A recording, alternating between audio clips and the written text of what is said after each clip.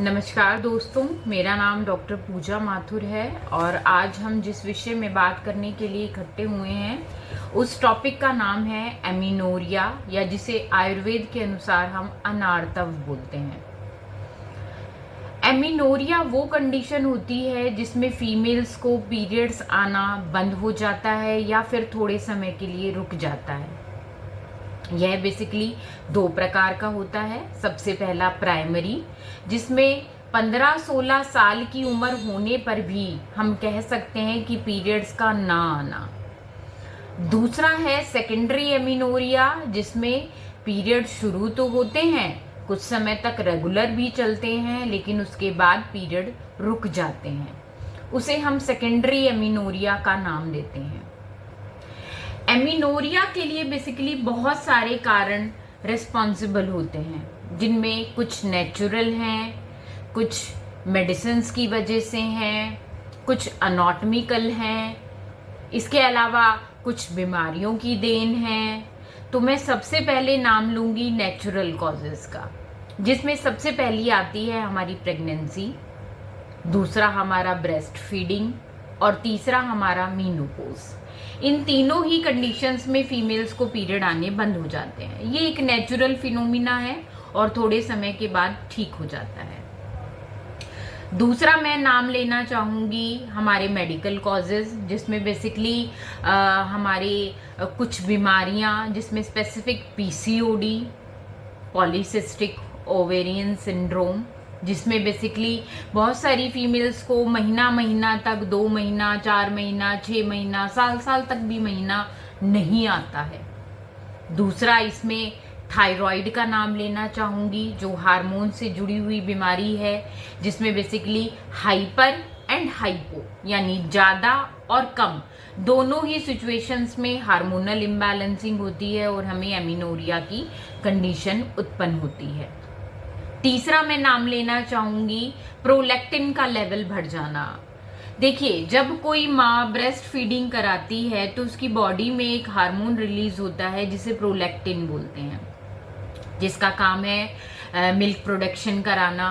But बहुत सारी females complaint करती हैं कि अभी उनके बच्चे बड़े हैं और वो ब्रेस्ट फीडिंग नहीं करा रही हैं और उसके बाद भी उनकी ब्रेस्ट से कुछ डिस्चार्ज हो रहा है। ये कंडीशन हमें इशारा करती है प्रोलैक्टिन लेवल बढ़ा होने की, और जब ये प्रोलैक्टिन का लेवल बढ़ जाता है तो समटाइम फीमेल्स को एमीनोरिया की कंडीशन उत्पन्न होती है। कुछ अनॉटमिकल कॉजेज भी होते हैं, जिसमें बेसिकली फीमेल्स के जो रिप्रोडक्टिव ऑर्गन हैं वो प्रॉपर बाय बर्थ कह सकते हैं या अकॉर्डिंग टू एज डेवलप्ड नहीं हो पाते हैं। समटाइम्स उनका जो पूरा रिप्रोडक्टिव ट्रैक है, हमारा यूट्रस, ट्यूब्स, ओवरी, उनमें से किसी के अंदर ब्लॉकेज होती है, जिसकी वजह से हमारा एमीनोरिया का कंडीशन उत्पन्न होता है। बहुत सारी फीमेल ये कंडीशन लेके मेरे पास तब आती हैं जब एक्सेसिव वेट लॉस वो करती हैं। बहुत सारी फीमेल एकदम से इतना स्ट्रॉन्ग डाइट रिस्ट्रिक्शंस करती हैं कि उनका वेट सडन फॉल करता है और इस कंडीशन में एमीनोरिया उत्पन्न होता है। वर्किंग लेडीज के लिए स्ट्रेस सबसे बड़ा रीजन है हार्मोनल इम्बैलेंसिंग और एमीनोरिया को बनाने के लिए।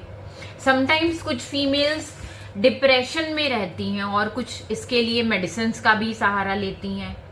उन मेडिसिन्स का भी साइड इफेक्ट्स हम कह सकते हैं कि एमीनोरिया की कंडीशन उत्पन्न होती है। बहुत सारी लेडीज कुछ कॉन्ट्रासेप्टिव पिल्स लेती हैं, कॉन्ट्रासेप्टिव्स हार्मोनल पिल्स के साथ कुछ अदर मेथड्स भी यूज करती हैं।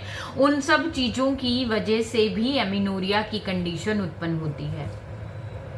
आयुर्वेद के अनुसार अगर मैं बात करूं तो बेसिकली एमीनोरिया या अनार्तव में भी वात, पित्त और कफ तीनों ही दोषों का इम्बैलेंस होता है, बट स्पेसिफिक वात का। और वात को ठीक करने के लिए हमें बेसिकली कुछ हर्ब्स का भी सहारा लेना पड़ता है, डाइट मैनेजमेंट भी करना पड़ता है, एक्सरसाइज भी करना पड़ता है, वेट मैनेजमेंट भी करना पड़ता है। हर्ब्स का मैं नाम लूंगी तो आयुर्वेद में बेसिकली इसके लिए अशोका का जिक्र है, शतावरी का जिक्र है, मुलेठी का जिक्र है, नागकेसर का जिक्र है हमारा, इसमें हमारा टंकन भस्म का जिक्र है। ऐसी बहुत सारी हर्ब्स हैं जो हमारी अनार्तव की कंडीशन में हम लोग इस्तेमाल कर सकते हैं।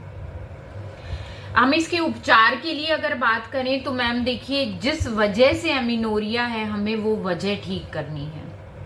अगर इसके पीछे हमारे अनॉटमिकल कॉज हैं तो हमें वो अनॉटमिकल कॉज ठीक करने पड़ते हैं। देखिए, कंजेनाइटल जो इफेक्ट्स होते हैं, जन्मजात जो विकृतियां होती हैं, उन्हें हम ठीक नहीं कर सकते हैं, बट हाँ, ब्लॉकेज को सर्जरी के माध्यम से जरूर ठीक किया जा सकता है। अगर किसी फीमेल को पीसीओडी की वजह से ये इशू हैं तो ऐसे मरीज को पीसीओडी के लिए ट्रीटमेंट देके, एक्सरसाइज, डाइट, वेट मैनेजमेंट करा के हम एमिनोरिया की कंडीशन को ठीक कर सकते हैं। अगर किसी पेशेंट को थायराइड की वजह से ये कंडीशन है तो हम थायराइड को ठीक करके हम उसकी ये प्रॉब्लम सॉल्व कर सकते हैं। प्रोलैक्टिन के बड़े होने से ये दिक्कत है तो हम प्रोलैक्टिन का लेवल बैलेंस करके इस कंडीशन को ठीक कर सकते हैं। नेचुरल कॉज मैंने बताया वो अपने आप से ठीक होते हैं, हमें ट्रीटमेंट की कोई ज़रूरत नहीं है। लेकिन बेसिक जो है इसका ट्रीटमेंट वो है मैम हमारा वेट मैनेजमेंट। हमें अपना वेट कंट्रोल और मैनेज रखना है, हमें अपना स्ट्रेस लेवल कंट्रोल और मैनेज रखना है। समटाइम ऐसे पेशेंट्स को हमें हार्मोनल थेरेपीज पे भी डालना पड़ता है, और सबसे इम्पोर्टेंट समटाइम हमें काउंसलिंग भी पेशेंट का करना पड़ता है, क्योंकि जो एंटी डिप्रेसिव मेडिसिन के ऊपर हैं और जिनको बहुत ज़्यादा स्ट्रेस लेवल बढ़ा हुआ है, ऐसे पेशेंट को काउंसलिंग करके हमें उनका माइंड और बॉडी दोनों को बैलेंस करना पड़ता है।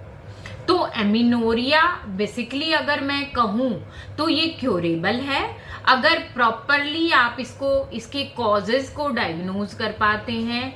किस रीजन की वजह से आपको एमिनोरिया है, आप अगर उस रीजन को पकड़ पाते हैं तो आप एमिनोरिया को बिल्कुल ठीक कर सकते हैं।